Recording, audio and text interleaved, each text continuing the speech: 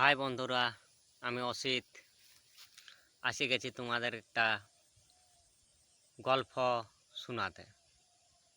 তো গল্পটা বিহাঘরের। তো বিহাঘরে যেমন এখনের ফ্যাশন শিখ বাজনা পার্টি, সেরকম ভোজের ফ্যাশন বড় বড় তেলে ছাঁকা রুটি আর সঙ্গে লাউ ঘুঁটি। তো খাওয়ার পরে খুঁজতে হয় নাই বান যাওয়া পার্টি। ই বলছে চ, ও বলছে চ, বান দিকে যাবি নাই। তো বাঁধে যাইয়ে দেখছি বসে গেছে মদের ভাটি।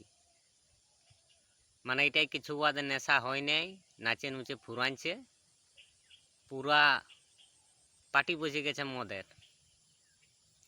তো কেউ কেউ বলছে আনটুকু ঝোলটা চাটি, আর কেউ কেউ বলছে কোনিয়াটা আছে মারি ফাটাফাটি।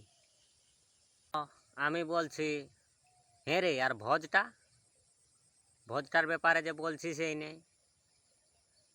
বলছে ভোজের আর কবু চাটনিটা চাটি, সালা যা হয়েছিল সব গেল ফাটি।